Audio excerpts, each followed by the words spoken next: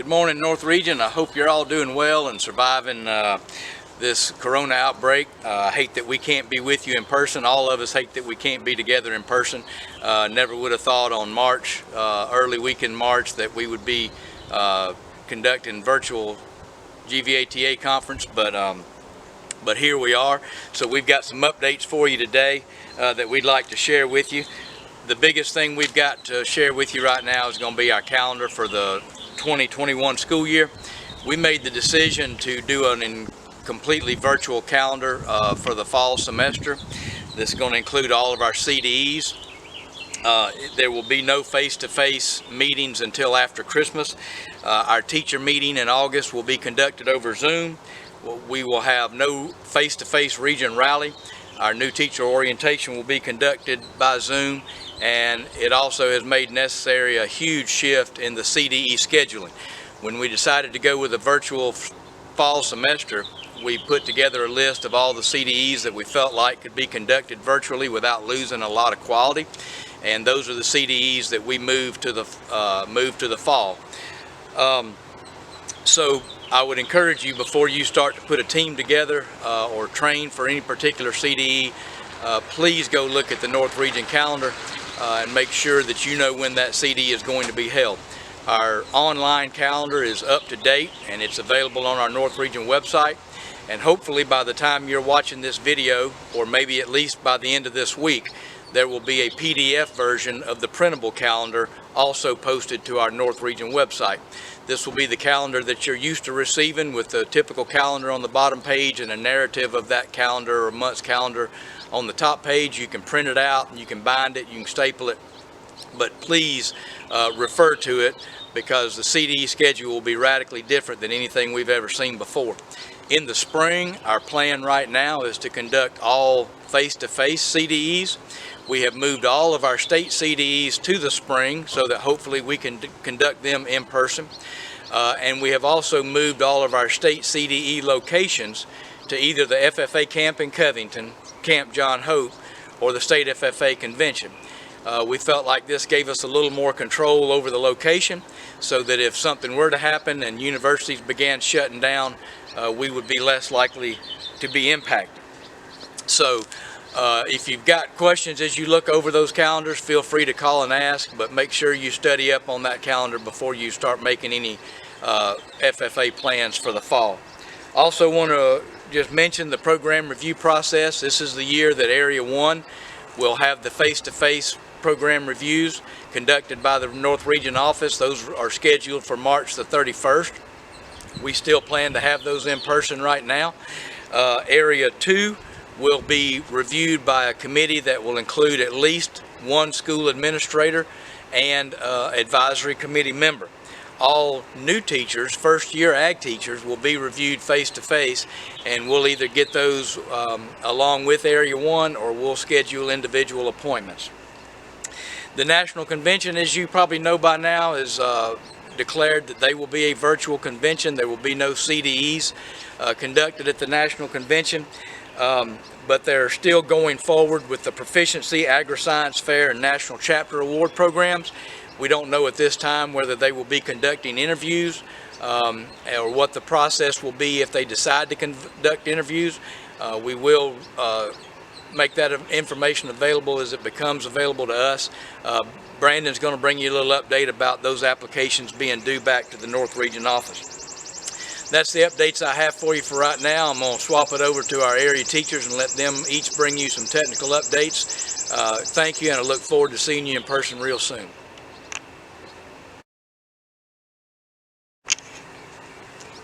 Hello, North Region. As Mr. Mitchell said, because of the calendar changes, there are some things in ag mechanics that you need to be aware of. All of the mechanics activities were deemed as Tier 3 or needed to be conducted in person, so they will not take place until after January. As such, it created some challenges with our calendar, so the decision has been made to not conduct any of the EMC training activities for this coming school year. We will still plan on having area EMC career development events, providing that we are able to do actual contests sometime after January. All of the mechanics locations and dates are posted on our calendar. All of them have been confirmed except for the area EMC career development event locations. Those locations are tentative. The dates are set, but the locations are tentative. For those of you that may be looking at having to conduct some virtual mechanics activities again this fall and potentially throughout the year, just a reminder that there are some virtual activities that have been posted on the AgEd website. If you have ideas for virtual activities that you're willing to share with your other teachers who teach mechanics throughout the region, please let me know, and if there's anything I can do to help you in developing any of those activities, I'd be glad to help. Just feel free to contact me. Thank you. Hey North Region, I hope everybody's doing well during this time. I just had a few things to bring to your attention as we move into the fall semester. The first thing is proficiencies and national chapter applications need to be finalized online by July 22nd. And if you didn't already see the email that Mr. Lastly sent back out in June on the 26th, go back and look at it, and it will give you some different things, different direction on how to get those submitted and complete the app so we know that it's done. Also, the Community Service Award application will be due on July 24th. So if you'll submit those into the application site on the North Region applications page, and if you're looking for the application to fill that out, it is also found on the North Region page. Anything else that I can do for you as far as virtual lessons or videos, any ideas that you might like to see, feel free to shoot me an email. I'm here and we'll be more than happy to help you guys out as you might be possibly moving to virtual format in the fall or just want some of those resources available. Thanks.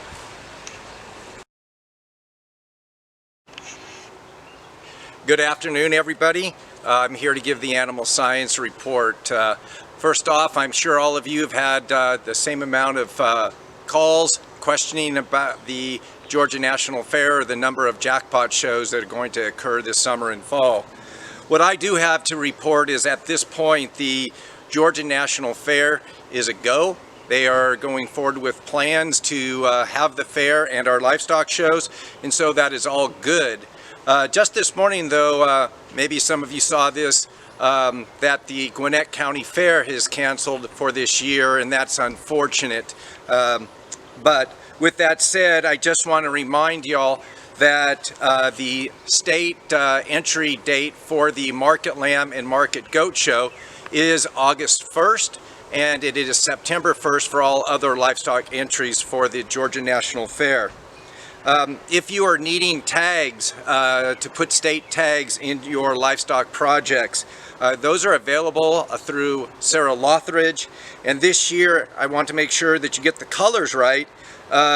Pigs have yellow tags, sheep and goats have orange tags, beef have purple tags, and dairy have white tags for this year.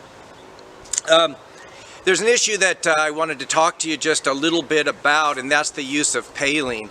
There's been a few situations here in Georgia and in other states where Paline cross-contamination has occurred when some of your swine exhibitors are also feeding lambs. And if it is possible that if that Paline feed gets into a lamb's feed trough or a water trough, it's possible that lamb can test for Paline, and with a zero tolerance level at our state show, there are consequences that the students would face, which would be unfortunate. And so it's really important that if your students are feeding hogs and lambs or hogs and goats, that you teach them well about cleaning out feed troughs and water troughs, and even in your trailers where you're transporting the animals, that there is no residue capable of being transmitted from one species to the other.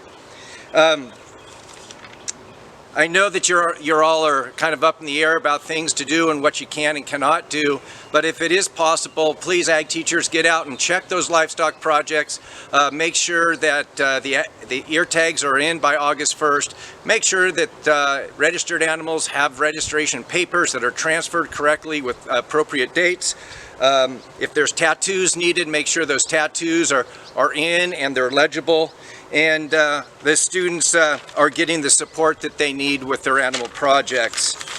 There are a few kind of new rules or rules that have been in place but maybe haven't been enforced, but at the ad hoc meeting it was discussed that they're going to take them just a little bit more serious this year, and that is please leave your dogs at home. If it's been in the past that you bring your pup down to Perry, it's probably proper now just to leave your dog at home. They will ask you to remove it from the fairgrounds, and they're going to ask you to take down any farm signs if you put any signage up around your livestock exhibition. So please, no farm signs. We are going to construct a holding pen in February that the students would enter into with their projects prior to entering into the show ring. And that holding pen will only be for the exhibitors and their projects, and that will eliminate any parents or fitters that are right there at the entry gate causing some kind of commotion before we can get them into the show ring. The other thing, the last thing I want to talk to you about is, and this comes from a place of maybe me as a judge or watching sheep shows, it's been pretty evident for me watching a student unfortunately take their fist and kind of slug down on the top of a lamb in the show ring, trying to get that lamb to brace or to push upwards just a little bit harder. That's really not appropriate in a showing situation. There is a rule in our state rule book, and it is Rule 20K, and it states the inhumane or abusive treatment of animals will result in disqualification at the discretion of the show management or the judges.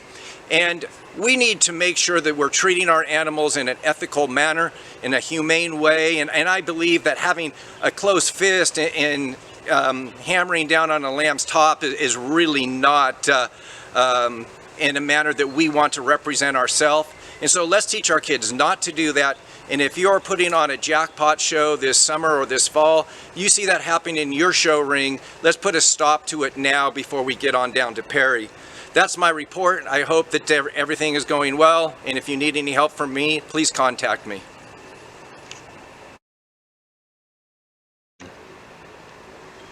Good afternoon, North Region. Appreciate your time today. Just have a couple of horticulture updates. Nothing big going on here. The major thing, I guess, would be our fall plant orders. That got pushed back later this year, as most everything did, just as we weren't sure, and maybe still not sure, how school's going to look this fall semester. So I sent out a order form. We're using the same vendor that we did in the spring, and we're asking that those orders be turned in by Tuesday, July 28th. And I just need those orders in hand by that date so I can get them sent over to the grower to give us enough time for him to grow those plugs out for us. And at that point, once I've determined how many orders we have, we'll be able to determine the delivery method. I mentioned it in the email, but basically I'll either deliver it like I did in the spring, deliver to 2 locations, one in each area myself, or if it's a smaller order and it doesn't make it financially sound to go pick that amount up, then they will deliver straight to the school. That would just probably mean a little bit less of a discount that you would receive on your order for if they have to do the shipping themselves. So that's the big thing, is make sure we get those order forms turned in if you're going to plan on growing some plants in your greenhouse this fall. Other than that, if there's anything we can do as North Region area teachers, please call on us. If your school administration is up for us coming out and there's something you need, I know a lot of times when we start back to school in the fall with the greenhouses, we have issues with thermostats and different things that may have gone wrong. Young teachers that may not have been in a school where they've had their own greenhouse may have some questions. I'm happy to come out if your administration is good with that. So please don't hesitate to contact us and let us help as much as we can. Thank you. Okay, thank you to our area teachers. I hope if there's any assistance they can provide you with, I hope you'll reach out to them for that. Got a couple of things before we close up here, and the most important thing I want to share with you today is a favor I want to ask you. I'd like for each of us this year to make it a point to try to reach out and build a better relationship with our senator and local Georgia House of Representatives members. As you know, we've enjoyed a lot of support in the Georgia legislature. Our budget is an item that comes up every year. It is an extra part of the Georgia budget. It's not connected to your base salary. It's a grant that gets approved, and we need that consistent support. Senators Wilkinson, Senator Ellis Black, both have retired from the Senate. Senator Jack Hill passed away several months ago and will no longer be with us. And we need to kind of rebuild some of that support. As more and more of our representatives from the state of Georgia come from urban areas, it becomes more and more important for them to educate them about what we do and the lives that we touch and the opportunities that we create for young people, both rural and urban and suburban. So I want to express to you the importance of getting them involved in your chapter activities, having them come present awards at your banquet, whatever you can do to get their attention and let them be aware of the impact you have on the young people in your community is going to be vitally important as we move forward. Next thing I'd like you to do is I'd like you to go to our Georgia Ag Ed website. On the home page of our website, there is a video of the state staff update from Mr. Hughes and a video of the FFA report from Ben Lashley. I'd like to ask you to be sure you watch both of those in their entirety. There's a lot of good information on both of them. It will prevent a lot of phone calls asking us the questions that were explained in those videos. So please go online and watch those videos and make sure you're aware of all the information that was provided to you in those videos. Lastly, I'll say that I usually end up my emails with a thank you for what you do. I want to say that again this year with a little extra emphasis on it. What we do has changed dramatically. And what I'd like to say is how proud I am of some of the creativity that I've seen as those teachers that are demonstrating their commitment to continuing to provide quality opportunities and for their students to participate in.